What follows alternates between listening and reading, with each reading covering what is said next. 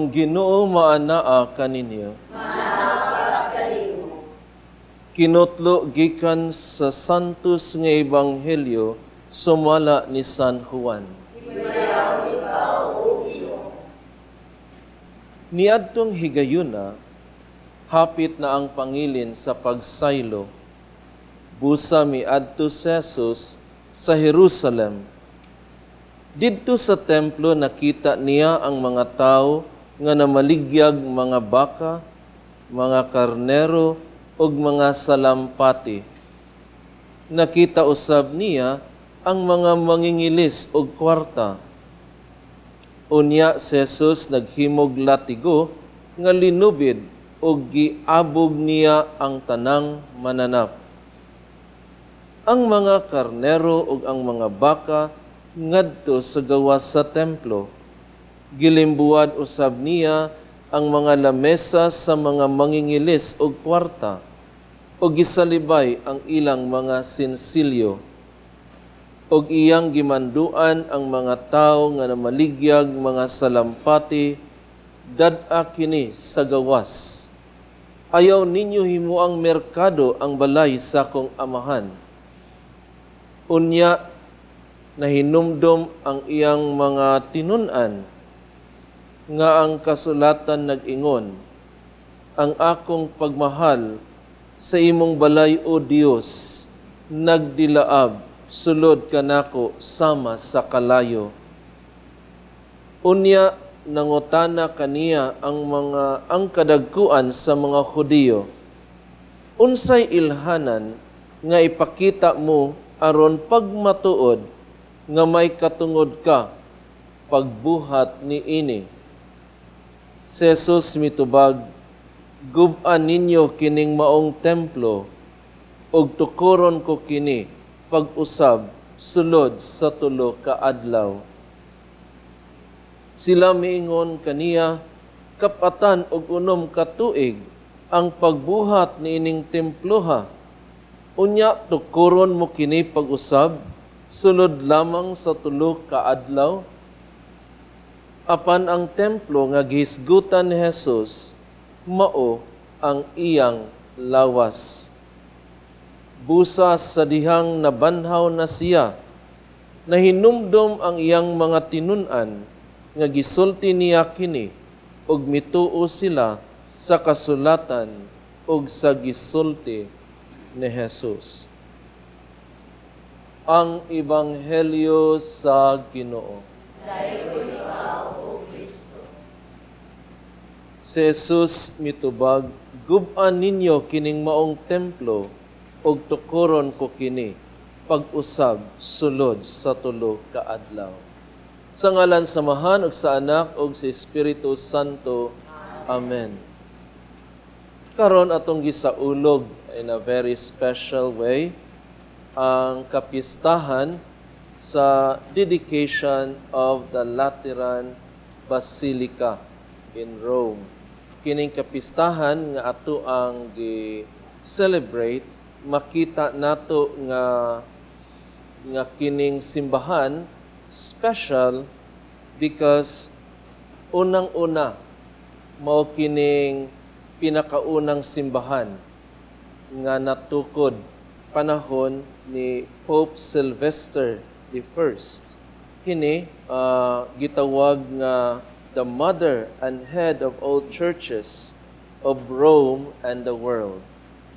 Now, kung atong pamalandungan ang Ebanghelyo karon, ato ang nakita nga sa pagbisita ni Jesus didto sa templo sa Jerusalem, iyahang na matikdan nga ang mga tao nga muadto sa templo dili na muadto para magampo, uban nga muadto para magnegosyo o labi na gayod nga mag-offer og animal sacrifice.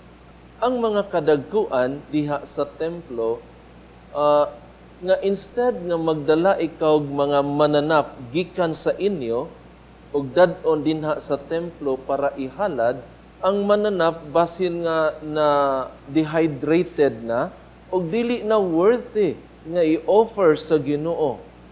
So sila naa sila ilang kaugalingong baligya diha sa templo. Unya tungod kay ang uban gikan man sa layo nga lugar, inigabot nila sa Jerusalem, kinahanglan ilisan ang ilang kwarta. Sumuok kanay daghang mga money changers. So ang mga tao mangadto dili na gayud nga tungod magampo. Instead nga ang pag-adto sa simbahan nga mao ang meeting place between God and man. Distracted na hinuon kaayo. Daghan na kaayo og mga diversion. You know, saba na kaayo ang templo. Si Jesus sa iyahang zeal for the house of the Lord, nakita niya ang sitwasyon sa templo ug mao kini iyang gilimpyuhan. Kuha siya og latigo o naghimo siya og latigo ug iya kining giabog ang tanang mga negosyante hasta na ang ilahang mga baligya ug kadtong labi na gayud ang mga mangingilis o kwarta. Kung atong pamalandungan, kining ebanghelyo, naghisgot siya og upat ka klase nga templo. Unang-una, naghisgot siya mahitungod sa structure nga it's a meeting place between God and man.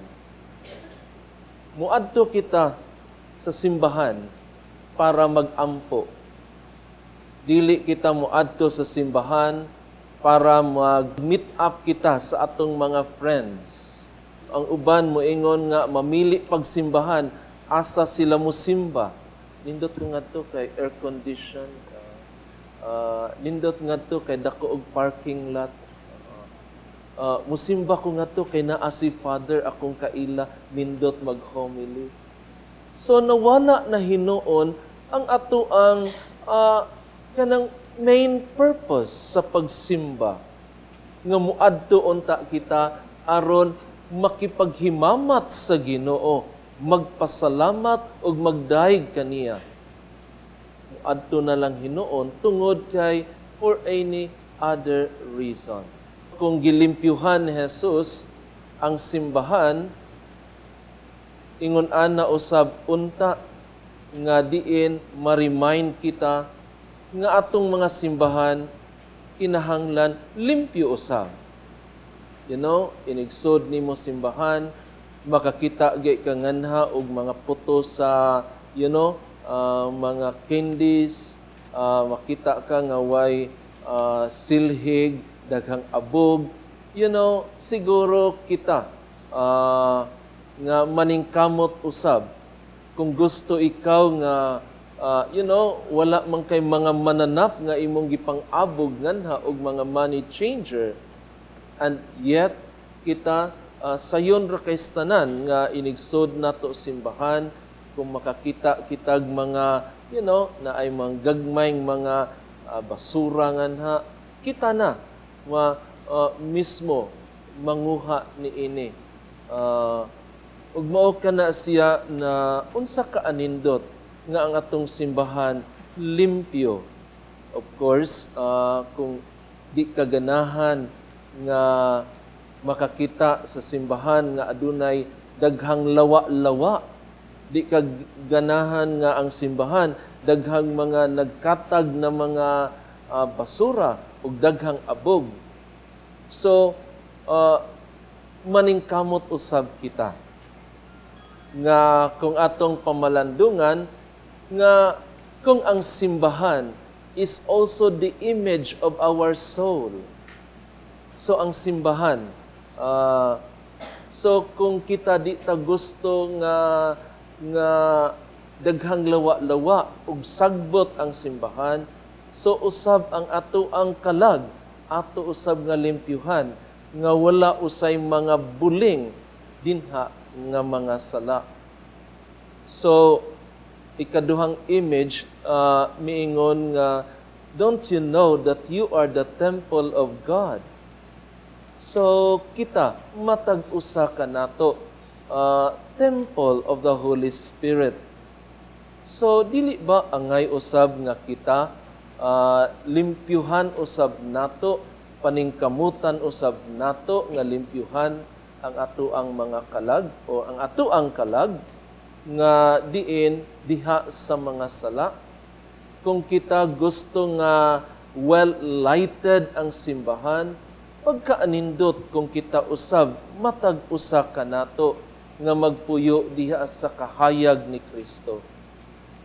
Kung gusto kita nga walay sagbot ang simbahan, unsa ka kaanindot nga kung kita magpuyo diha sa mga hiyas sa Dios. So kung si Kristo iyang gipang tangtang ang mga mananap, kita usab, maningkamot usab, natong tangtangon ang mga attitude nato or gitawag nga mga animal attitude sa ato ang kinabuhi. Ato sang makita nga diin nga another image sa simbahan nga mao ang katawhan, the people of God, nga diin the image sa simbahan. Bisan pag gubon ang tanang simbahan, ang maguba lamang ang structure. Pero ang katawhan sa Dios dili gayod, diha magpabilin sa ilang pagtuo o pagsalig sa Dios.